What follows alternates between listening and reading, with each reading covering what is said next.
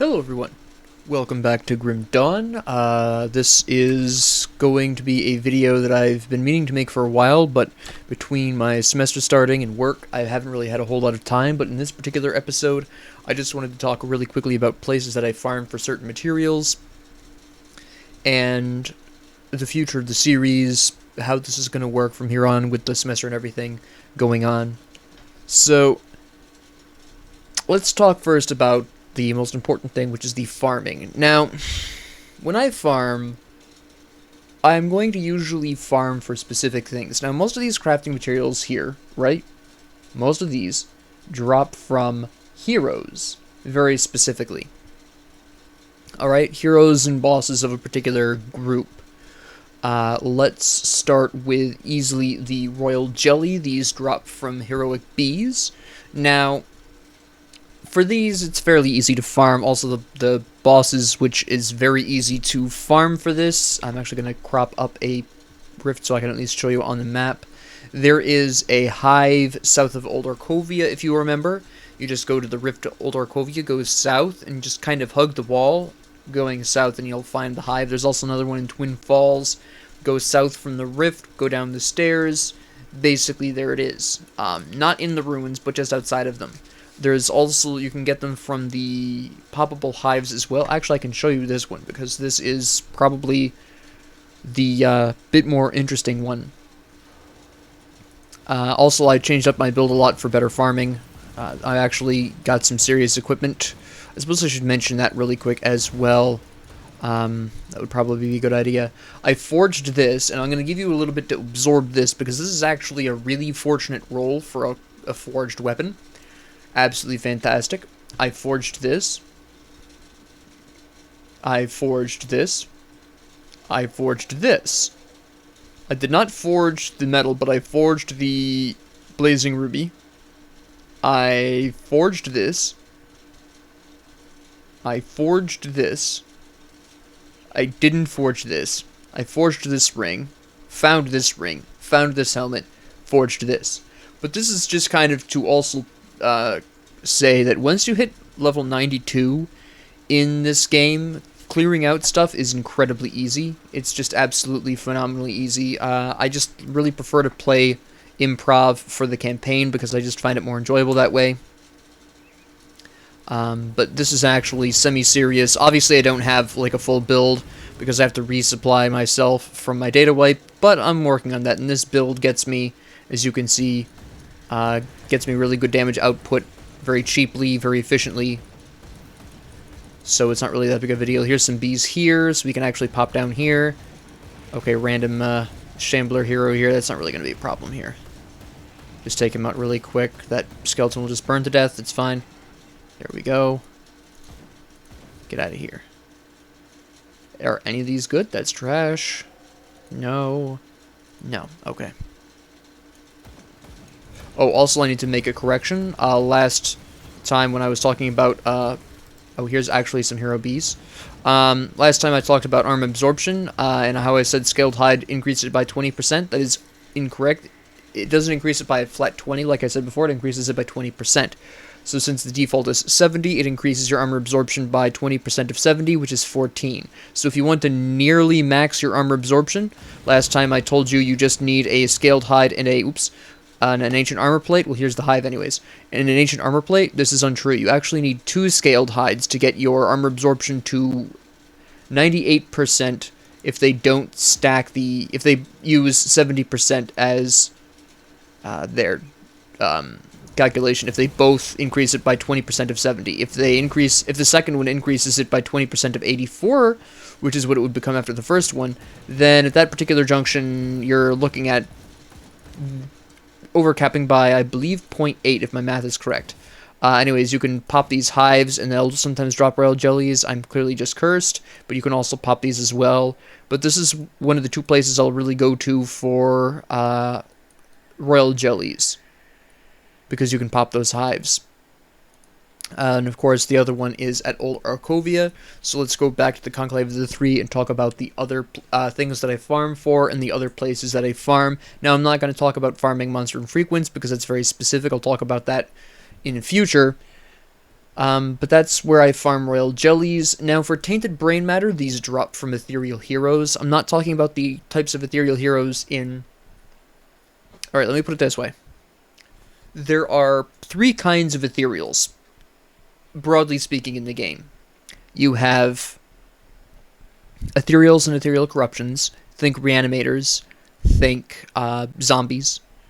Think of the mutants, the flesh warped mutants or whatever they're called. Those guys. Then we have the possessed. These are the arcanists that you find all over Malmouth and a few in some other places. These are the trolls, the half-trolls that are possessed. That is what those are. And then finally you have the ethereal vanguard. These are the titans. These are those bloated blob things, the mounds of flesh. These are the ethereal corruptions, the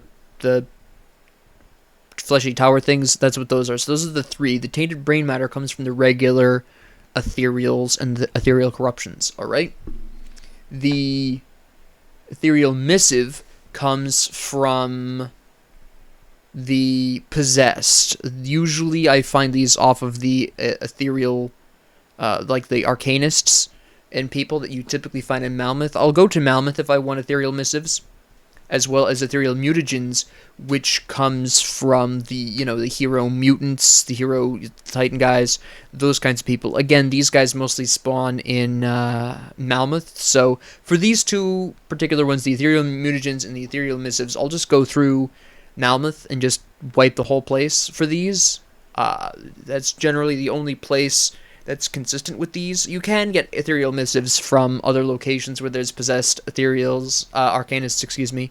I'm trying to think of where they start showing up. Well, and ultimately they occasionally show up just in other places where there's ethereals, rarely, but there are definitely way more of them in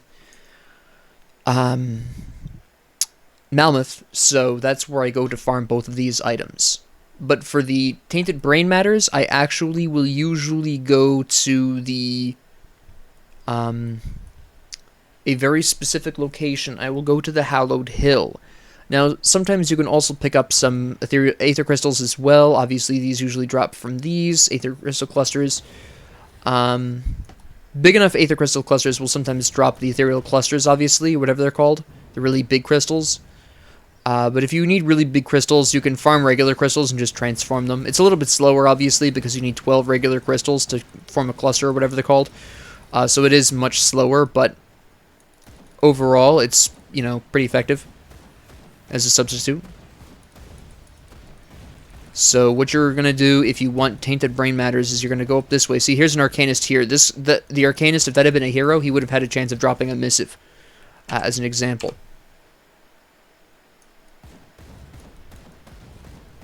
But there's one place where there's almost always heroes, and it's the one place I'll consistently go to farm my brains.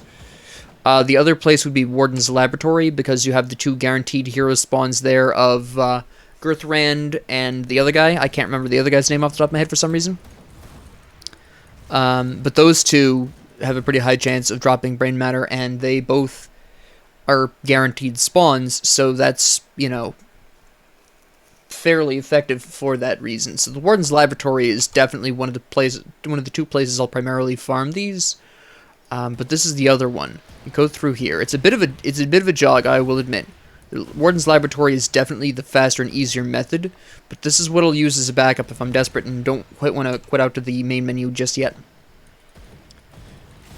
Or if I'm just feeling like I need a little bit more variety in my brain matter farming. But you shall soon behold. You've probably been here before. I know I've been here once before with a different character. I can't remember if I've ever been here with this character. I've never been here with an actually serious build. By the way, those red shockwaves is the Seal of Chaos, I believe it's called. Seal of the Void, pardon me, because that just does a lot of fire damage for free, basically. Oh, I didn't also show you my changes to my devotion points. So I went with the Danger Noodle for elemental resistance down. Of course, the Kraken, of course, the Hydra. Went full into Ulzwin's Torch. I grabbed the Assassin's Mark for the physical damage, which is one of my 2 secondary damage types. Because, again, I have 1 primary damage type. Currently, it's Fire. It's not necessarily permanent, but currently it's fire. Hello. You're not even damaging me. So my current primary damage type is fire. My secondaries are lightning and physical. So I have the Assassin's Mark. Couldn't quite fit in Ultos, but again, this isn't necessarily permanent. But I grabbed the Assassin's Mark. I have, of course, the Scholar's Light. Good old Ghoulish Hunger. I have the Eldritch Fire for fire resistance down. I have Fissure for extra damage, and that's pretty much how I'm rolling right now.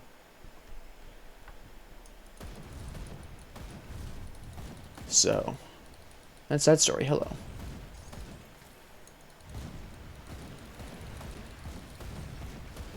But yeah, it's not actually commonly known. Danger Nodal, 20% reduced target's elemental resistances for 3 seconds. It's a delightful time.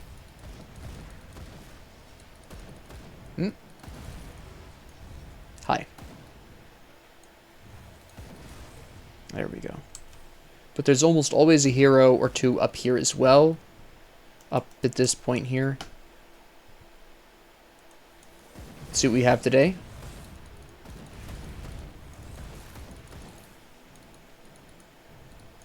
Alright. Nope.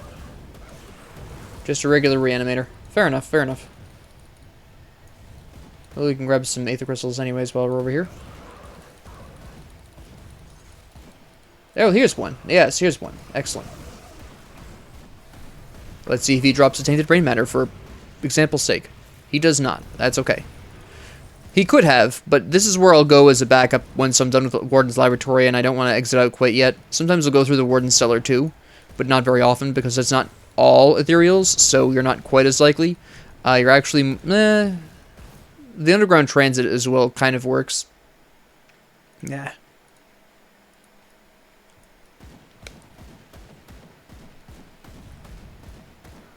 He went sailing right out there. So, yeah, this is one of the 2 places I'll go for Tainted Brain Matters. Again, Malmuth is where I go for Ethereal Missives and for the Ethereal Mutagens a lot of the time. Since, well, actually, it's pretty much the most reliable place you can get mutagens from. But that's how I roll with farming those. Now, there are a couple of other fairly interesting things to note. Let me rub my eye really quick. There we go. So, the interesting thing here about specifically the Chthonic Seals of Binding is that these are one of the few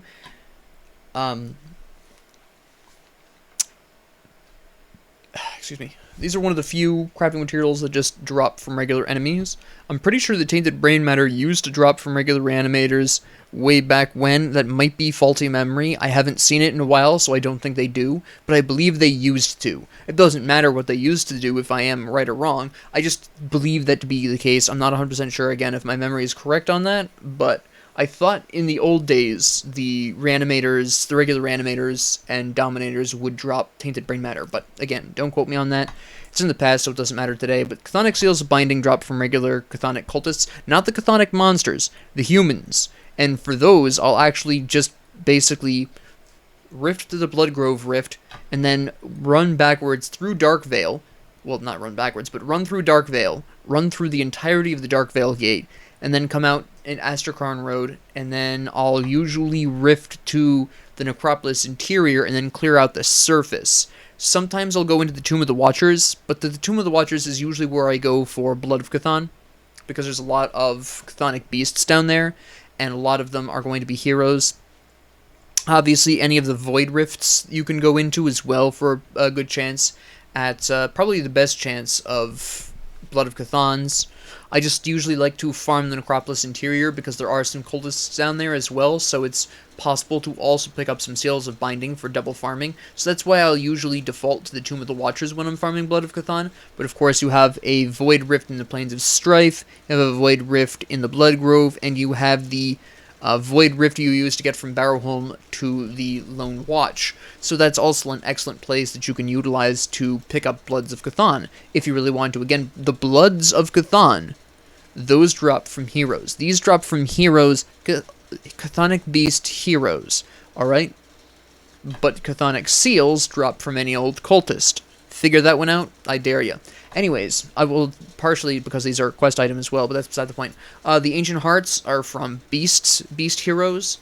The best place I have personally found is, I have 2 places that I find that I farmed are ancient hearts. The first is the Pine Barrens. You've got all those bosses and heroes that you have to clear for the quests. Well, they also have to be great sources of ancient hearts as well, because they all classify as heroes and or bosses, depending on which one you're talking about, and they all have a chance of dropping ancient hearts. Furthermore, you can potentially pick up manticore eyes hunting down the manticores as well, which is a really nice bonus. So you can get a kind of a 2-for-1 special there, once again. So this has rapidly become my favorite place to farm ancient hearts when I need them. But the other place that I go to is the East Marsh. Again, there are a lot of bosses and heroes here of the beastly variety, including the Bone Hunter, who typically, well, I won't say typically, but has a good chance of dropping one. So you do have that as well. So that's usually where I'll go for ancient hearts. Basically, just pretend you're going through the Black Legion quests in the Pine Barrens, and you're pretty much all set there. Then what else do we have that I'm forgetting? Well, the Wendigo spirits are obviously from the Wendigos in the Ogdenbog. Usually I hang around and farm them near or just south of Barrowholm, because that seems to be where I find the most of them, but just wandering through the Ogdenbog is fine, especially since, again, you can pick up Ogden blooms from the tree people at the same time, making that very easy. Very delightful indeed. Now, the hardest one, in my opinion, to actually farm is the Eldritch Essence, because the Eldritch heroes and bosses only spawn in the Forgotten Gods content, and even then, they're always mixed in with something else. For example, if I were to walk out here, I would find raptors and scarabs and stuff. So it can be a little bit difficult to farm those. Basically, just run through your favorite area of the Forgotten Gods content, mix it up if you really feel the need to, and just blow stuff away. I typically find, though, for me personally, that the most I'll get, and probably the best place to go, is the Basalt Crags, because that seems to be where the most Eldritch are.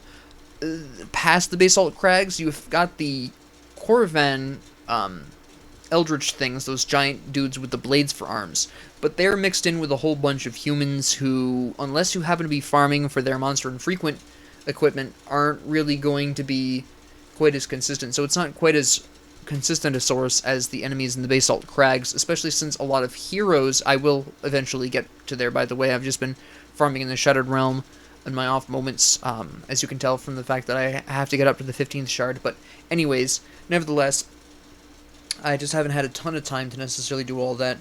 But yeah, the Basalt Crags is where I usually go. You can find Eldritch Essence in other places here. Again, the second half has those giant dudes that I'm pretty sure drop these. I remember getting some before. I don't know if that's just, again, my faulty memory or whatever, but the Basalt Crags is the best place, hands down. So do keep that in mind, is if you need Eldritch Essence and you need it now, Basalt Crags is where you go for that, ideally. There are other places in the Forgotten Gods content, but that's the main gist of it.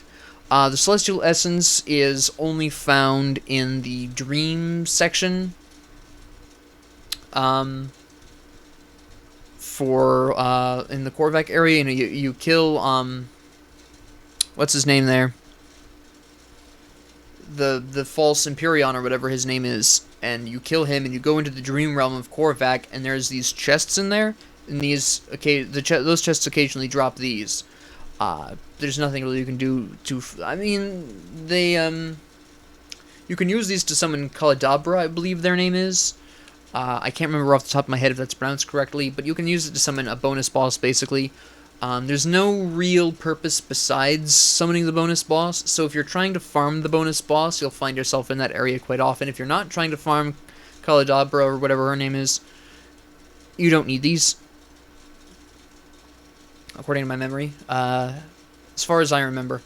And then finally, we have the Celestial Lotus. Now, these drop in primarily from Nemesis, but that's a pain in the neck to farm because they're not necessarily consistent in their spawns. So the second place that I'll get my Celestial Lotuses is in the Shattered Realm, and I think this is a great time to very briefly talk about the Shattered Realm. I'll be going into this in more detail, of course, in the future, but I wanted to go through one shard of the Shattered Realm with you really quick, just so you can kind of get the idea if you haven't seen the Shattered Realm before.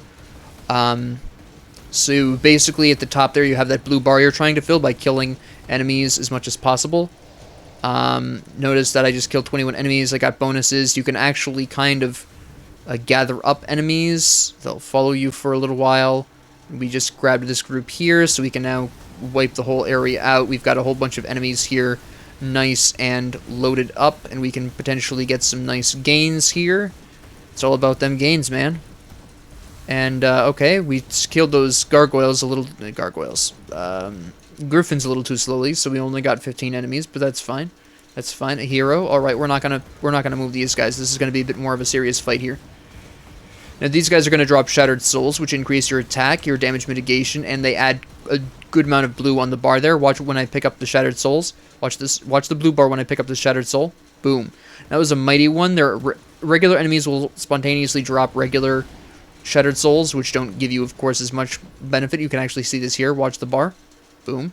It's a noticeably smaller amount, so it is something you just kind of should be trying to get. Actually, we should be trying to... Okay, it's one of these guys. I hate these guys, but that's fine. We'll see what we can do with this. And, yep, not a problem. And, alright. And, of course, every time you kill a hero, obviously, as I just said there, you get a good chance. Now, having a teleport method is very important for being able to get past groups of enemies like that. For example, I could have killed them all, or I could have just teleported over like I did there and grabbed the Shattered Soul. So it's very important you have some kind of movement. It doesn't necessarily have to be a teleport, but I think that's what a lot of classes are going to kind of fall back on, simply by merit of the fact that not a lot of classes have necessarily a lot of movement options. Okay, this is going to be nice. Got a nice cluster of enemies here that we can slaughter for extra bonus time. 38 enemies slain, plus 13 seconds. Good, we're still going to. 22 enemies slain, excellent.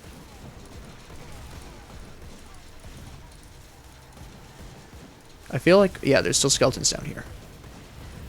There we go. Death Revenant was down there. Silly goose. And even more enemies slain. That was really nice. I didn't even know that third group was there. That was kind of a happy bonus. Now we're going to come over here. We're going to set this up here, and we're going to kill both these groups simultaneously. Looks like we're going to get some other visitors as well, which is really nice. The mouse is acting up a little bit, but that's fine. Alright.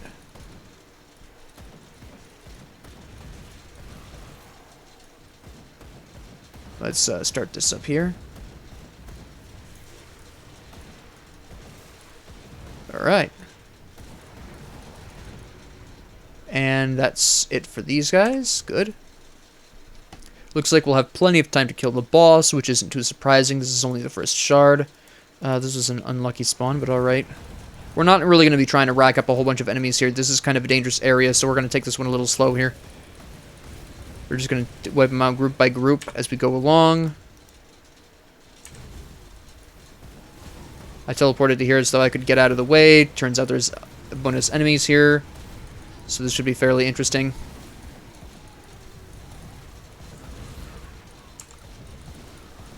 Alright, let's see what we can do with these guys. There's a hero here, which is really nice to see. Thank you. Excellent. No, we don't need spotters here. We're attracting the attention of a lot of enemies. This could be really good. This could be really bad. Hey, Squillius. How you doing? Okay, we've got some people back here healing, I think.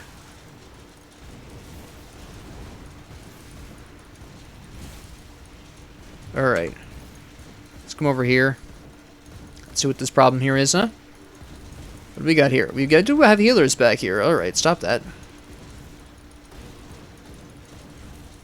I'm just basically ignoring Swillius by accident. I'm just trying to clear out the area here of the dangerous potential healers. Okay.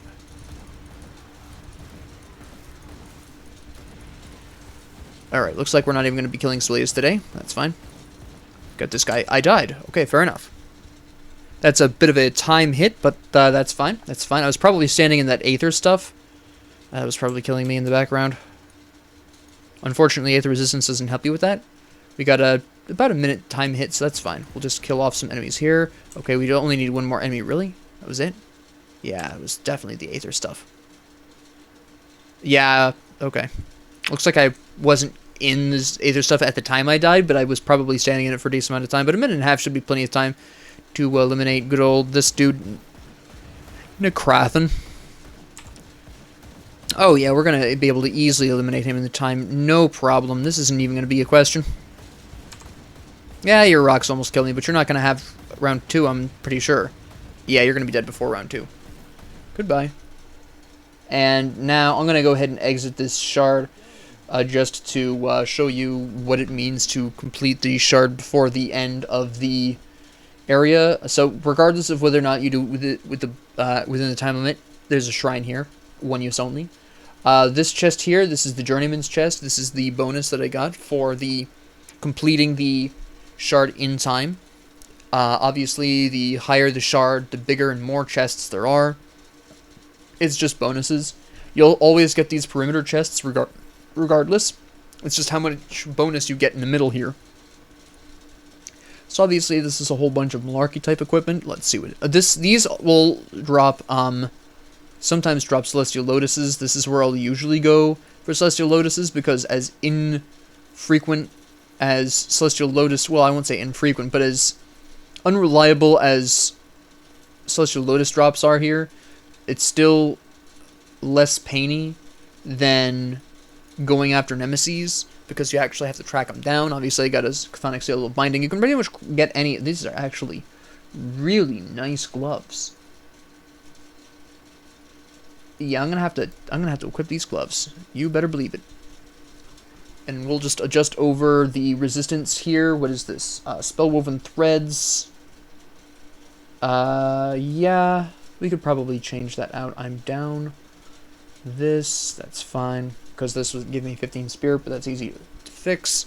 And we'll go with, that's 5% over maximum.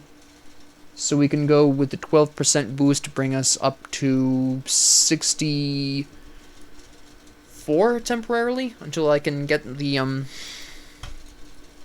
various covens on my side, well, to revere me. I haven't actually gotten around to that yet. I'm hoping to do that tonight or sometime soon. Good armor on that. Physical resistance, but the other resistances are absolutely terrible. We don't talk about those. And, yeah. He'll sell you stuff. I'll talk about that in a future video. I'm not really going to worry about it now, but we are going to sell a lot of this stuff. We're not going to get back the Spellwoven Threads or the Coven Black Ash, so we might as well sell this. The Spellwoven Threads aren't really that worthwhile. I have a ton of them, so we'll go on ahead and sell that. And yes, indeed.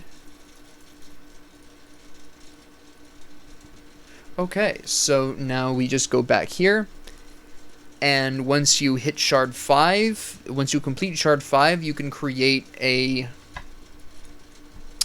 Once you hit every few shards, you can develop a Shattered Waystone, which just brings you up to the highest shard you've been to. For me, that would be the 6th or the 7th, I can't quite remember, that I've been up to so far. Like I said, I haven't had a ton of time, but that's where these come from. Again, this is the unfortunate part, is that these cost Eldritch Essence, which again are somewhat painy to farm because it's pretty inconsistent. The Basalt Crags are still my favorite place to go. But that is the Shattered Realm. That's where I usually go for Celestial Lotuses, because hunting down Nemesis is a pain in the neck, because they're never in the same place. You never know where they're at. They're kind of a pain to fight. So, with that being said, the future of the series, again, college has started up again. I've got my full-time job. This will be fairly inconsistent. You'll probably see... what I'm going to do is 3 things with Grim Dawn from here on out. Theory crafting, like I'm doing with the Ritualist video. Well, the Ritualist series. That really comprehensive series there of Ritualist. And what that's going to essentially, those are going to be weekend projects. Those take me a while to set up because I have to remember equipment that I've used over the years. I have to make sure that the developers haven't changed it since the last time I used it, which for me at this point, considering my data wipe, would be a few months. I wiped my data at the beginning of the year, so I just have to make sure that the stats on those haven't changed. For the most part, the changes are so minor that they operate pretty identically to how I remember using them. There'll be small adjustments to, say, the amount of damage they increase. It's very rare that they switch necessarily whole skills. That does occasionally happen, which does change the context of the equipment, and maybe I wouldn't necessarily use it in the same context. But I've used all these classes and all of these equipment often enough before my data wipe that I can extrapolate pretty effectively on where they come from, and for a lot of these, again, they haven't really changed since I used them. It's very few pieces of equipment that have changed since I used them. So those will be weekend projects though, because it does take a while to set those up, and it's only really over the weekend that I'm going to have the time to do that. And that also depends on how much homework I've got at the time. There'll be only 3 points that'll have heavy homework. Next week is one of those. There'll be 1 week in October that'll have really heavy homework, and 1 week in November. The week before Thanksgiving will be a pretty heavy homework week for me based on my syllabi. And then, of course, in December, the week before finals, I'll obviously be studying for those. I probably won't be uploading as much then, and then after that I'll have until, I think, late January, where I won't have much going on. And, of course, I have no idea where my career is taking me right now, but I'm, doing well in that, so just keep that in mind that my uploads for this are going to be inconsistent. I am going to do a hardcore character, as requested by Case Tech. I don't know if they're still watching. If you are, hi. Also, Case Tech was the one who corrected my calculations on the armor absorption, so thank you. I'd like to shout that out as well. So I'll be doing a hardcore, but I'm not going to do it the same way I did this character. I'm going to do highlights. You see, hardcore I don't really like, especially at this point in my life where I don't have a ton of time, and I don't want to be putting a lot of time into a character that could die permanently, and then all of my work is lost. So I will be doing another battle mage, primarily for those defensive benefits, obviously. I'll be playing that very seriously, and I will be concentrating very hard. As a result, I wouldn't really be talking during actual recording, so what I'm going to do is record the footage, and then I'm going to go back over the footage when I have the time, and narrate what my thoughts were over it, and then just cut out the parts where I just was going through the normal business of Grim Dawn, and then I'll, talk about specific things as I go on. Specific areas that are of interest to a hardcore player that I've had troubles with in the past, with past hardcore characters, or maybe the reason why I'm going into specific constellations, or the reason why I'm going into specific skills. For example, the first episode you'll see, I'll basically be starting out and I'll be talking about why I chose a battle mage. Obviously, the damage mitigation is a huge part of it, but I want to explain a little bit more about my plans with that character and what I intend to build towards overall. So I'll talk about that more when I actually upload the video. So I just wanted to kind of keep you aware that this series will be inconsistent. I'll be splashing in other games as well as I feel. It really depends on the context. So just keep in mind that just because if I don't upload a Grim Dawn video, know only that I was playing Grim Dawn, but nothing particularly exciting was happening. For example, you won't see this character again until I'm ready to take on the secret areas. Obviously, he's not equipped well enough for that. Veteran players will know this. I mean, yes, I've got really strong forged equipment, but that's... it could theoretically carry me through the secret areas, but I would like a complete set of something. I am trying to, right now, grab the mythical Ulzwin's Infernal Avatar. I think that would be really fun to play right now. I haven't played it in a little while. This was actually the set I was working towards, or, well, I won't say set I was working towards, because I had the set. This was a build I was working towards when I got my data wiped. It wasn't with the Inquisitor, though. It was a Demolitionist Occultist combination that I was using, that I was trying to level up to the point where I could slap on the Ulzwin's set and then kind of play around with that. But, of course, my data got wiped before then, so that was unfortunate, but And of course, also in future, I would like to get into mods a little bit. That'll probably be something I do at the end of the year between semesters. I'll grab a mod and I'll play through the mod and I'll talk about the mod. I'll probably grab a mod. If no one suggests one, I'll probably just grab a random one that either adds a class or completely overhauls a class, or a mastery, as they're actually properly called. So I'll look into modding. Of course, I'll create a backup of this save first, but of my actual Grim Dawn save, because that's what wiped out my data the first time, was trying to mod the game. I goofed it somehow and I wiped my data. So towards the end of the year, I expect I'll get into modding the game again. I haven't touched it since wiping my data for obvious reasons, but yeah, that's about all I wanted to say. I do want to play some other games as well. There'll probably be one single-player game that'll be playing fairly continuously that I will be just uploading small, like, half-hour bites, kind of like I did with this one, and then just because I upload a single-player game doesn't mean I wasn't playing Grim Dawn. It just wasn't necessarily something worth recording, or, let me rephrase that, worth uploading necessarily.